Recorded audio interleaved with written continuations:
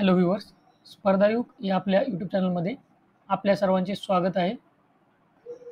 जर तुम्ही सरळ सेवा भरतीची तयारी करत असाल तर आपल्या चॅनलला सबस्क्राईब करून ठेवा आणि बेल आयकॉन प्रेस करा. म्हणजे सरळ सेवा भरतीविषयी सर्व महत्त्वाचे अपडेट सर्वात अगोदर तुमच्यापर्यंत पोहोचतील. काल आपण GNM BSc नर्सिंग ही पात्रता असणारे विद्यार्थी कोर्टमध्ये गेलेले आहेत, त्यांनी कोर्ट केस फाईल केलेली आहे, याबाबत व्हिडिओ घेतलेला आहे. जर तुम्ही तो व्हिडिओ पाहिला नसेल तर इथे तुम्हाला तो व्हिडिओ हा जो व्हिडिओ चालू आहे तो संपूर्ण व्हिडिओ झाल्यावर इथे तुम्हाला तो व्हिडिओ दिसेल. इथून तुम्ही तो व्हिडिओ पाहू शकता. जर स्पीड तुम्हाला स्लो वाटत असेल तर तुम्ही 1.2 किंवा 1.5 वर हा व्हिडिओ पाहू शकता. हा व्हिडिओ सुरू करण्या अगोदर मी तुम्हाला एक सूचना देऊ इच्छितो. मी कोणाकडूनही बोलत नाही. ना BSc नर्सिंग GNM किंवा ANM. जे फॅक्ट्स आहेत ते मी या व्हिडिओमध्ये फक्त तुम्हाला सांगणार आहे. तुम्हाला जर त्या फॅक्टविषयी काही ऑब्जेक्शन असेल तर तुम्ही कमेंट करू शकता आणि तुम्ही काउंटर तुमचे आर्ग्युमेंट देऊ शकता. म्हणजे बाबा हे नाही, असं नाही, तुम्ही सर हे चुकीचं बोललात, ही अशी गोष्ट होऊ शकत नाही वगैरे वगैरे तुम्ही या गोष्टी करू शकता. परंतु लक्षात ठेवा की मी कोणाकडूनही बोलत नाही आहे. मी एक न्यूट्रल पर्सन आहे या बाबतीमध्ये आणि फक्त फॅक्ट्सच्या जोरावरच मी हा व्हिडिओ बनवत आहे. आता अजून एक गोष्ट मी सांगू इच्छितो की ANM वाले म्हणत आहेत की आम्ही पण कोर्टमध्ये जाणार आहेत आणि कोर्ट केस फाईल करणार आहेत. परंतु ANM वाल्यांना कोर्टात जायची गरज नाही, वकील लावायची गरज नाही. कारण इथे तुम्ही लक्षात घ्या, 2 पार्टीज आहेत. एक पिटिशनर म्हणजे ज्यांनी केस फाईल केलेली आहे आणि एक आहे रिस्पॉन्डंट, जे आता रिस्पॉन्ड करणार. म्हणजे ही जी केस फाईल केलेली आहे त्याच्या विरुद्ध, ही कोणाविरुद्ध फाईल केलेली आहे त्यांच्याकडून ही लढणार. तर ही फाईल झालेली आहे स्टेट गव्हर्नमेंट सरकार, महाराष्ट्र सरकार. तर मग आता महाराष्ट्र सरकार वकील लावणार आहेत जे ANM वाल्यांची बाजू मांडणार आहेत. त्यामुळे तुम्हाला वकील लावण्याची गरज नाही. आता आपण काही पॉईंट्स पाहूया. ANM वाल्यांचे काही स्ट्रॉंग पॉईंट्स आहेत, GNM BSc नर्सिंग वाल्यांचे काही स्ट्रॉंग पॉईंट्स आहेत, ते आपण पाहूया.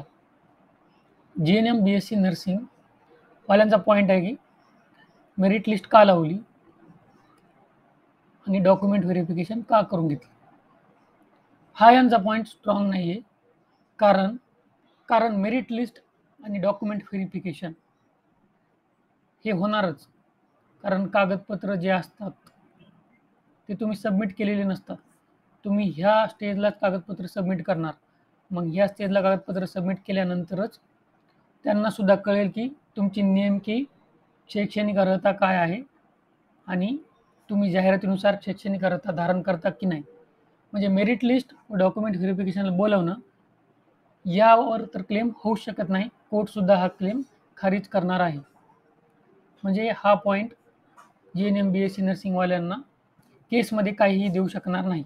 संपूर्ण व्हिडिओ पहा तरच तुम्हाला कळेल की नेमकं काय आहे, नेमकं केस कुठं जाणार आहे आणि काय काय होऊ शकतं ते.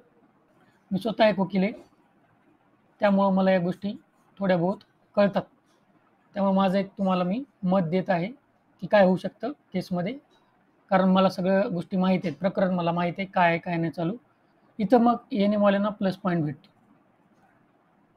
आता दुसरा पॉईंट GNM BSc नर्सिंगवाले बोलत आहेत तो म्हणजे समजा एखादी PSIची पोस्ट, तर तो PSI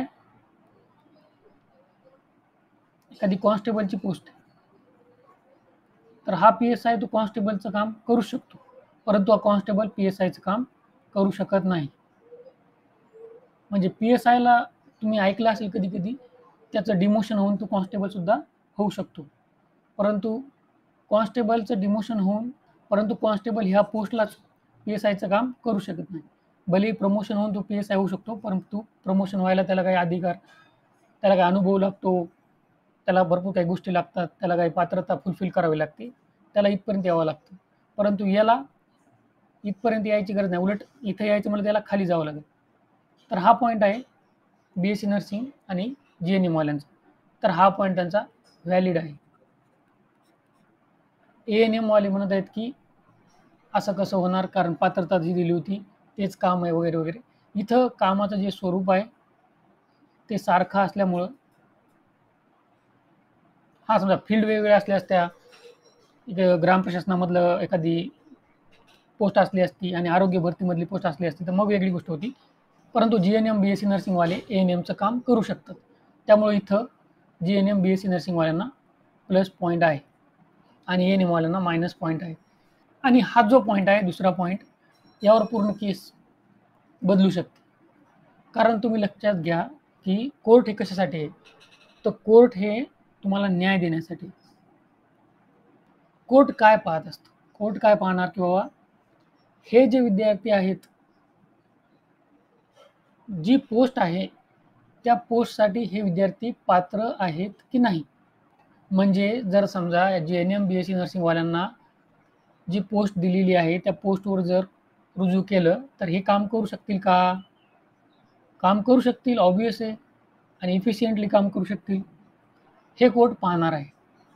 म्हणून कोर्टामध्ये GNM BSc नर्सिंगवाल्यांना या मुद्द्यावर तरी न्याय भेटू शकतो. परंतु मग ANMचं सुद्धा म्हणणं आहे की बाबा जाहिरात अशी होती आणि त्यामध्ये फक्त आम्हीच पात्र होतो. मग जाहिरात ही सुद्धा मेन असते. जाहिरातीमध्ये तुम्हाला काही बदल जर करायचा एकदम एंडला अशी कोर्ट केस वगैरे टाकून कोर्टाद्वारे, तर ते शक्य आहे, परंतु मग कोणावर अन्याय झाला न पाहिजे. कारण कोर्ट कशासाठी आहे, तर न्याय देण्यासाठी. मग ANM वाल्यांना काय करणार, ते प्राधान्य देणार आहेत. लक्षात घ्या. म्हणजे ज्या काही जागा असतील त्या अगोदर त्या ANMच्या भरतील आणि व्हॅकंट जागा राहिल्या तर मग BSc नर्सिंगला देतील. यावेळेस असंच करणार ते. पुढच्या वेळेसपासून याच पोस्टला कोर्टाच्या निकालानुसार मग GNM BSc नर्सिंगसुद्धा फॉर्म भरू शकतील आणि मग मेरिटनुसार लिस्ट लागतील आणि मग त्यानंतर दोघातला भेद नाहीसा होऊन जाईल. परंतु आता जाहिरातीमध्ये सरळ सरळ उल्लेख आहे आणि आता मग तिथं IBPSनं काय केलं, गव्हर्नमेंटनं काय केलं, तर हे आपण बघितलंच. ही मेरिट डॉक्युमेंट व्हेरिफिकेशन हे वगैरे इथं तर काही करू शकत नाहीत. पण फक्त न्याय करण्यासाठी GNM BSc नर्सिंगवाल्यांना एकदम बाहेर काढणार नाही कोर्ट. परंतु तसंच मग ANM सुद्धा अन्याय होऊ नये म्हणून कोर्ट त्यांना प्राधान्य देईल. अगोदर त्यांच्या सर्व जागा भरणार. जर काय व्हॅकंट असतील आणि तिथं ANMचे मेरिट दिसणार आणि तिथे ANMमध्ये कोणी नसेल तर मग तिथे GNM BSc नर्सिंगवाल्यांना संधी देण्यात येईल. पुढे ज्या काय ॲड निघतील नंतर मग तिथे GNM BSc नर्सिंगला ANMच्या ज्या जागा आहेत त्या जागेवर सुद्धा अलाउड करण्यात येईल. कारण हे आपण जे बघितलं ना त्याच्यावरच आहे. कारण कसं असतं माहिती आहे का, तुम्हाला काम करता आलं पाहिजे. मेन काय मोठो काय बाबा, तुम्हाला पोस्ट देण्याचा मोठो काय की तुम्हाला तिथं काम करता आलं पाहिजे. मग आता बघितलं आपण की PhD वाले सुद्धा कधी कधी काय करतात, सेवकाचा पिऊनचा फॉर्म भरतात. मग PhD वाले पिऊनचा फॉर्म भरू शकतात, परंतु पिऊन PhDचा फॉर्म भरू शकतो का नाही. सेम तसंच इथं खेळ आहे. तुम्हाला काय मान्य असो अमान्य असो काही असो, पण तुम्हाला पुन्हा एकदा मी सांगतो की हे जे आहेत ना हे आहेत फॅक्ट्स आणि फॅक्टनुसार आपल्याला चालायचं आहे. काही अपडेट याविषयी जसे जसे येतील तसे आपल्या चॅनलवर व्हिडिओ टाकण्यात येतील. त्यामुळे तुम्ही आपल्या चॅनलला सबस्क्राईब करून ठेवा, म्हणजे तुमचा एकही अपडेट याविषयी मिस नाही होणार. आशा करतो या व्हिडिओमध्ये तुम्हाला फायदा होईल. All the best. थँक्यू.